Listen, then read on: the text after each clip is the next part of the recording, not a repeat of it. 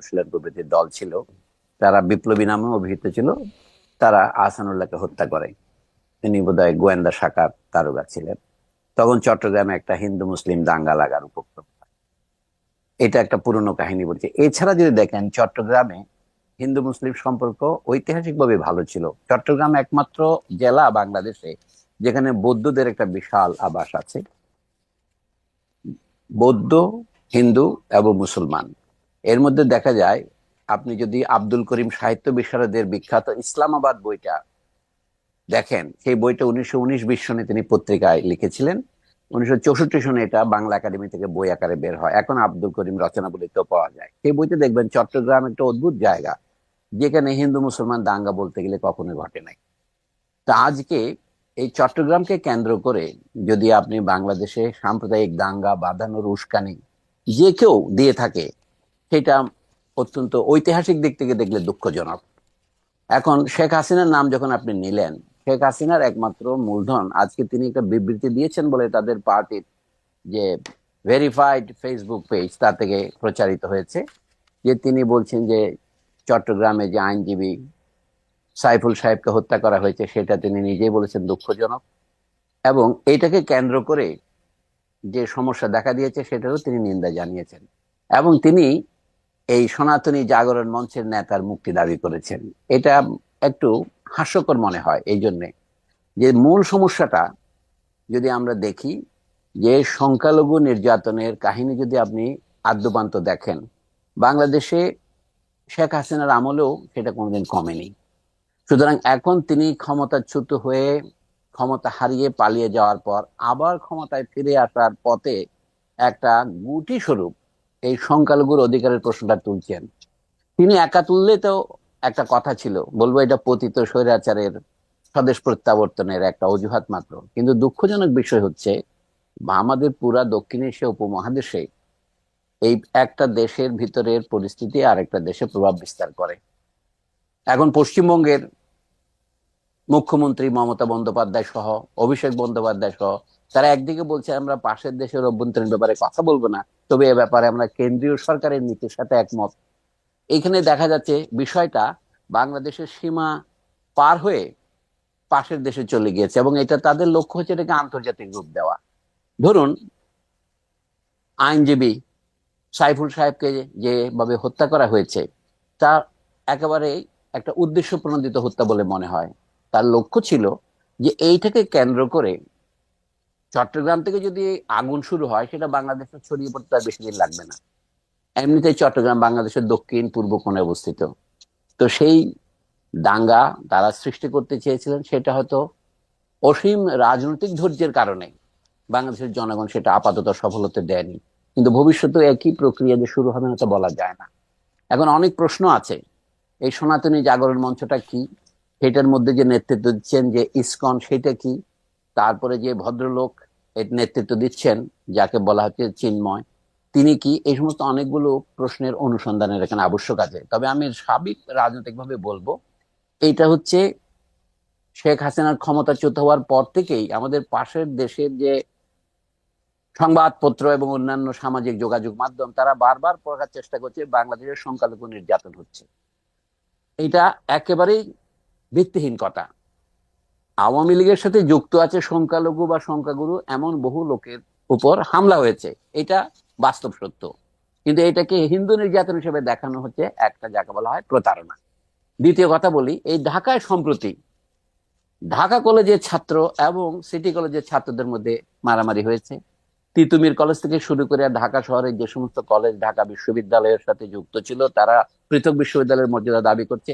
সেই যে হামলাগুলো হয়েছে, যেগুলিকে দমনের জন্য এমনকি সেনাবাহিনী নামাতে হয়েছে, সেগুলো আমাদের পাশের দেশের সংবাদ মাধ্যমে কিভাবে রিপোর্ট করা হয়েছে? বলা হয়েছে এগুলো হিন্দু মুসলিম সংঘর্ষ। এই যে সাম্প্রদায়িক উস্কানির ইতিহাস, এটা পুরনো নয়।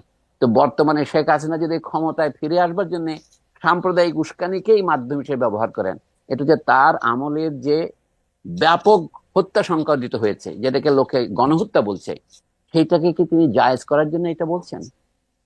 এটা তো বিস্ময়কর ব্যাপার। স্যার, প্রশ্নটার একটা লেয়ার ছিল যে সরকার এটাকে ঠিকমতো হ্যান্ডেল করছে কিনা, এটা যদি একটু বলতেন। আরেকটা যদি আপনি বলতেন যে তাকে ইসকন থেকে বাদ দেয়া হয়েছিল, সংবাদ সম্মেলন করে বলা হয়েছে, প্রেস রিলিজে বলা হয়েছে, এবং সেটা এই সরকারের আমলেও না, সেটা সাবেক সরকারের আমলে। তারপরও তাকে ইসকনের সাথে ট্যাগ করা এবং তাকে ইসকন নেতা বলতে বলা, এইটার ব্যাপারটা যদি একটু বলতেন। না না, ইসকন জিনিসটা কি জিনিস এটা দেখতে হবে। হুম, ইসকন জিনিসটা ইউরোপে শুরু হয়েছে, হুম, ইসকন জিনিসটা মার্কিন দেশে আছে, এবং পৃথিবীর বহু দেশে, সিঙ্গাপুর বা কানাডা এটা নিষিদ্ধ হয়েছে। কেন হয়েছে সেটা আপনি আমার চেয়ে ভালো হুম, জানেন। তবে ইসকনকে আন্তর্জাতিক কৃষ্ণ ভাবনামৃত সংঘ নামে বাংলায় অনুবাদ করা হয়েছে। ইন্টারন্যাশনাল মানে সোসাইটি ফর কৃষ্ণ কনসাসনেস, হুম, নামটা সুন্দর। এটার পিছনে যদি আপনি যেতে চান, এর পিছনে ভারতে যে আদর্শকে এখন হিন্দুত্ববাদী আদর্শ বলা হচ্ছে, যেটাকে হুম, সরাসরি ফেসিবাদের সাথে সম্পর্কিত বলছেন অনেকেই। আমি বলবো এটা ফেসিবাদের সাথে সম্পর্কিত না, এটা তো ফেসিবাদী, এর হুম, আদর্শ ফেসিবাদী। তো সেইটার একটা যদি তরল সংস্করণ আপনি এমনকি শ্রীকৃষ্ণের নামেও প্রচার করেন, হুম, সেটা তো আপনার গণতান্ত্রিক হয়ে যায় না। হুম, এখন শ্রীকৃষ্ণের সাথে, নামের সাথে এই ভদ্রলোকের নাম কি? চিন্ময় কৃষ্ণ দাস। হুম, তার ভালো নাম কিন্তু কি যেন ধর, তিনি একজন কায়স্থ হিন্দু। হুম, তা আমি বলছি যে একজন মানুষ কোন সংগঠন থেকে কোন সংগঠনে যাচ্ছে সেটা বড় ব্যাপার নয়। বড় ব্যাপার হচ্ছে তার ভাবনা এবং আদর্শটা কি। তার এই যে সনাতনী জাগরণ মঞ্চ, এইটাও আমি মনে করি একটা বাংলাদেশে আন্দোলনকে বিপদগামী করার জন্য একটা সাম্প্রদায়িক আদর্শকে ব্যবহার করা। বাংলাদেশে খ্রিস্টান, বৌদ্ধ, হিন্দু ঐক্য পরিষদ আছে। তারা দীর্ঘদিন যাবৎ এখানকার যারা ধর্মীয় সংখ্যালঘু তাদের দাবিতে তারা আন্দোলন করছেন। সেই আন্দোলনে তো বহু পথ আছে, হুম, আমি তাকে আন্দোলনের পথ শিখিয়ে দেব না। কিন্তু এখন তারা যে এজিটেশন নিচ্ছে, ধরুন একজন মানুষকে গ্রেপ্তার করা হয়েছে বাংলাদেশে, শত শত রাজনৈতিক নেতাকে গ্রেপ্তার করা হয়েছে। হয়েছে শেখ হাসিনার আমলেও হয়েছে, হুম, এর আগে অন্যান্য আমলেও হয়েছে, সামরিক আমলেও হয়েছে, এখনো হচ্ছে।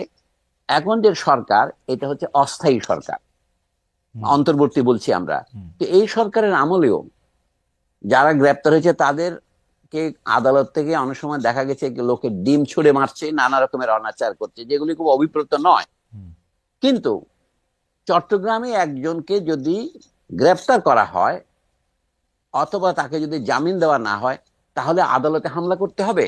হুম, এটা সাধারণ ব্যাপার নয়। এই যে অসাধারণ দিক, আমি এটার কথাই বলছি। এখন সরকার যদি এটা ঠিকভাবে নিয়ন্ত্রণ করতে না পারে, এটা দুঃখজনক। এই সরকারের যোগ্যতার প্রশ্ন আমি তুলছি না, তার বৈধতার প্রশ্ন তুলছি না। এই সরকার তো নানা দিক থেকে বাধার মুখোমুখি হচ্ছে। এমনকি তার খোদ আমলাতন্ত্র তার সাথে সহযোগিতা করছে না বলে সরকারের ভিতর থেকে আমরা নানা রকমের উষ্মা শুনতে পাচ্ছি। এখন তো অন্তর্বর্তীকালীন সরকারের এখনো 4 মাস পার হয়নি। হুম, হুম, তাদের নানা রকমের দুর্বলতা আছে বটে, কিন্তু সেইগুলি আমাদের জন্য বড় হয়ে উঠছে নাকি? যে স্বৈরতন্ত্রকে অনেক রক্তের বিনিময়ে 15-17 বছরের তার যে অত্যাচার, তার থেকে মানুষ যে খানিকটা মুক্তি পেয়েছে, তখন যে শূন্যতা তৈরি হয়েছিল, একটা কথা আছে না, হুম, প্রকৃতি শূন্যতা সহ্য করে না। হুম, সেই শূন্যতা ঘূর্ণিবার্তার মতো এসে এই অস্থায়ী সরকারকে গঠন করেছে। হুম, অনেকে জিজ্ঞাসা করে এই সরকার বৈধ কিনা, এটা শপথ নেওয়া ঠিক হয়েছে কিনা। আমি এগুলিকে মনে করি এগুলো একাডেমিক কুতর্ক। হুম, আসলে দেশের দুর্বল অবস্থায়, দেশ যখন বলতে গেলে নেতৃত্বহীন, হুম, সেই সময় যাকে ছাত্র এবং জনসাধারণ যারা আন্দোলনে প্রাণ দিয়েছে তাদের প্রতিনিধিরা যাকে মনোনীত করেছেন, আপাতত তিনি সরকারে আছেন। ওকে, তো তার যোগ্যতার অনেকগুলো ঘাটতি আছে। যেমন সরকার চলতে পারে না যদি তিনি সেনাবাহিনীর সমর্থন এবং সহযোগিতা না পান। হুম, সরকার চলতে পারে না তিনি যদি দেশের জাতীয় আমলাতন্ত্রের সহায়তা না পান। বর্তমান সরকার অনেক দুর্বলতা আছে বটে, কিন্তু এইটা হচ্ছে অসাধারণ পরিস্থিতি, যেখানে সংঘবদ্ধভাবে হুম, দা দিয়ে কুপিয়ে আদালত প্রাঙ্গণে একজন সহকারী সরকারি কৌঁসুলিকে, এপিপি কে হত্যা করা হয়েছে। তো এইটা অবশ্যই সরকারের একটা ব্যর্থতা, কারণ হুম, সরকারকে দায়িত্ব নিতে হবে। এই ব্যর্থতার জন্য সরকারকে আপনি ফাঁসি দেবেন? হুম, ওকে।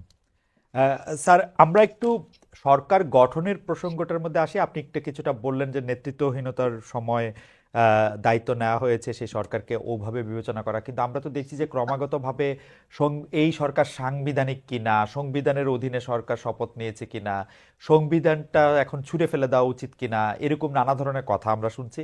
আমরা সংবিধান সংস্কার একটা কমিশনও গঠিত হতে দেখেছি স্যার, আপনার একরকম বন্ধুই তার নেতৃত্বে। তো সেইটার ব্যাপারে স্যার আপনি কি বলবেন? সংবিধানের কোন অংশটাতে আপনি সংস্কার চান? আমি আরেকটু স্যার এটার মধ্যে যুক্ত করতে চাই, আপনি বরাবরই ধর্মকে রাষ্ট্র